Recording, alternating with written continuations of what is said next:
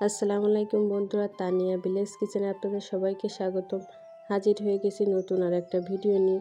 এটি হচ্ছে নারকেলের দুধ দিয়ে হাঁসের ডিম রান্না করা। আমি এই রেসিপিটা কিভাবে তৈরি করেছি আপনাদেরকে দেখাই দেব।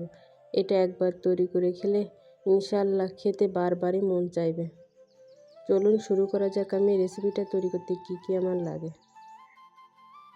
নারকেলের দুধ দিয়ে হাঁসের ডিম রান্না করার জন্য আমার কি কি উপকরণ সব কিছু আপনাদেরকে বলে দিচ্ছি। এখানে আমি 8টা হাঁসের ডিম নিছি, এগুলো দেশি হাঁসের ডিম।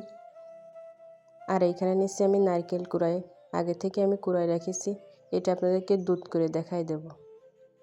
আর আমি এইখানে মশলা শিলপাটায় বাইটে নিছি, কি মশলা বাইটে নিছি আপনাদেরকে দেখাই দিচ্ছি। এইখানে আছে পেঁয়াজ বাটা, রসুন বাটা, জিরে বাটা, ধনে বাটা, আদা বাটা আর সামান্য অল্প একটু মরিচের বাটা, কারণ এখানে মিষ্টি হবে এই জন্যে আমি মরিচ বাটা খুবই অল্প একটু দিচ্ছি। এইখানে আমি নিয়ে নিচ্ছি একটা তেজপাতা, দারচিনি, এলাচ আর লবঙ্গ। প্রথমে আমি এই হাঁসের ডিমগুলো আমি সিদ্ধ করে নেব। পানি গরম হয়ে গেছে, এর মধ্যে থেকে আমি প্রথমে অল্প একটু পানি উঠায় রাখবো নারকেলের দুধ করার জন্য। তারপর আমি ওই ভিতরে ডিমগুলো সব দিয়ে দেব।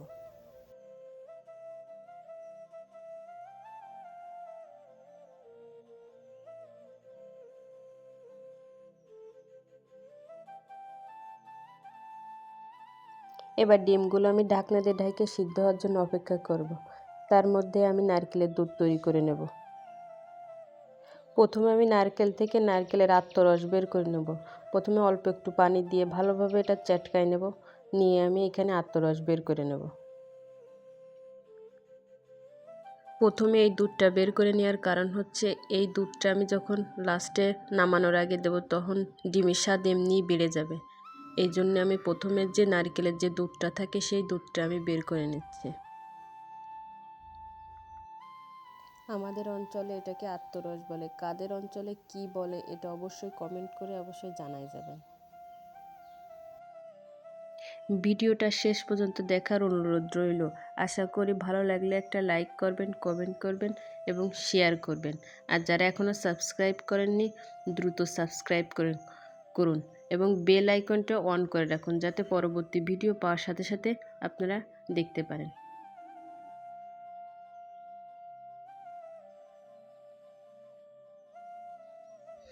আত্মরস তৈরি করা হয়ে গেছে, এবার আমি এটা এক সাইডে রেখে দিচ্ছি, দিয়ে বাকি নারকেলের দুধ বের করে নেব।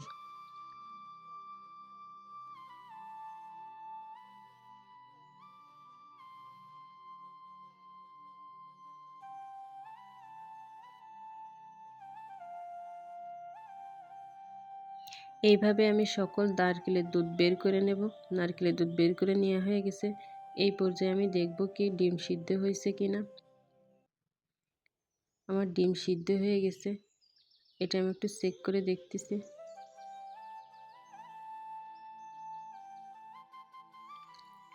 হয়ে গেছে আমার সিদ্ধে। আমি এবার এটা নামায় ফেলতেছি, নামায় ঠান্ডা করে বাইছে নিয়ে তারপরে ফিরছি।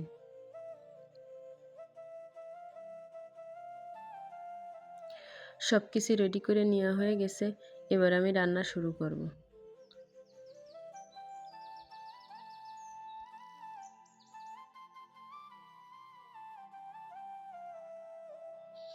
কড়াই গরম হয়ে গেছে, এখানে আমি সয়াবিন তেল দিয়ে রান্না করতেছি।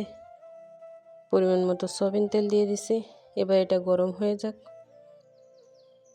তেল গরম হয়ে গেছে, এর মধ্যে আমি সেই এলাচ আর দারচিনি দিয়ে দিচ্ছি, লবঙ্গ আর তেজপাতাটা ছিঁড়ে আমি 2 ভাগ করে দিছি।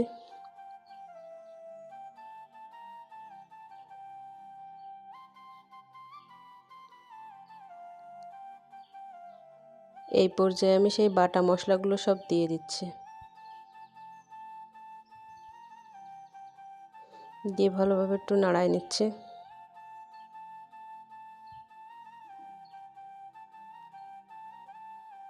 আমি যে বাটিতে সব মশলা রাখলাম সেই বাটির উপরে অল্প একটু পানি দিয়ে ধুয়ে আমি এর মধ্যে দিয়ে দিচ্ছি।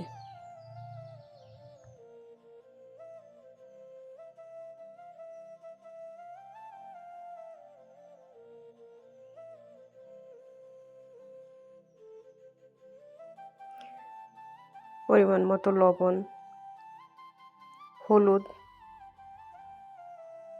এবার আমি এটা সব ভালোভাবে মিশাই নেব, নিয়ে ভালোভাবে কষাই নেব। তেল ফোটা পর্যন্ত অপেক্ষা করব, এভাবে নাড়াতে থাকবো। তেল ফুটে গেছে, এর মধ্যে এবার আমি সেই ডিমগুলো দিয়ে দিচ্ছি।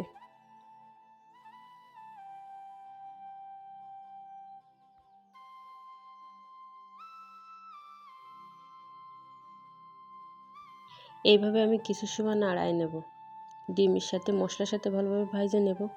ভেজে নিয়ে হয়ে গেছে। এই পর্যায়ে আমার সে আগে থেকে করে রাখা সেই নারকেলের দুধটা অল্প অল্প করে আমি দিয়ে দেব। এরপর আমি জাল দিতে থাকবো। নারকেলের দুধ দেওয়া হয়ে গেলে অনবরত নাড়াতে থাকতে হবে কিছুক্ষণ পর পর, তা না হলে দুধ কেটে যাবে।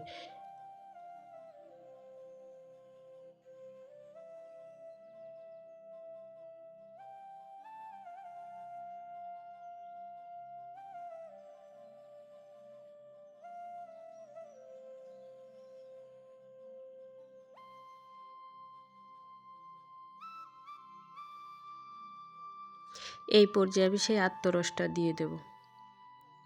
এতে করে ডিমের স্বাদ খুবই ভালো লাগবে। নারকেলের দুধের রেসিপি করতে হলে এইভাবে দিলে খুবই ভালো লাগে। বাড়ির যে কেউ এই ডিমের রেসিপিটা খুবই পছন্দ করবে। একবার হলেও আপনারা ট্রাই করে দেখবেন খেতে কতটা স্বাদ লাগে। আর বাচ্চারা তো খেতে এটা খুবই আগ্রহী। নারকেলের দুধ না থাকলে এটা আপনারা গুঁড়ো দুধ দিয়েও তৈরি করে খাওয়াতে পারেন। এই পর্যায়ে আমি এখানে 1 চামচ চিনি দিয়ে দেব, এতে স্বাদ আরও বেশিই হবে। এই পর্যায়ে আমি আর বেশি জাল দেব না, আমি আর এইভাবে নাড়াবো আর 1 মিনিট জাল দেব, তারপরে আমি নামায় ফেলবো। নামায় ফেলে আপনাদেরকে দেখাচ্ছি কেমন হয়েছে। হয়ে গেছে আমার নারকেলের দুধ দিয়ে হাঁসের ডিম রান্না করা। আশা করি আপনাদের ভিডিওটা খুবই ভালো লেগেছে। ভালো লাগলে একটা কমেন্ট করে যাবেন অবশ্যই, এবং একটা লাইক করতে ভুলবেন না। আর যারা এখনও সাবস্ক্রাইব করেনি দ্রুত সাবস্ক্রাইব করুন। একবার হলেও এই রেসিপিটা ট্রাই করে দেখতে পারেন, ইনশাল্লাহ খেতে খুবই ভালো লাগবে। আবারও দেখা হবে নতুন কোনো আইটেম নিয়ে। ততক্ষণ ভালো থাকুন, সুস্থ থাকুন এবং নিজেদের খেয়াল রাখুন। আল্লাহ হাফেজ।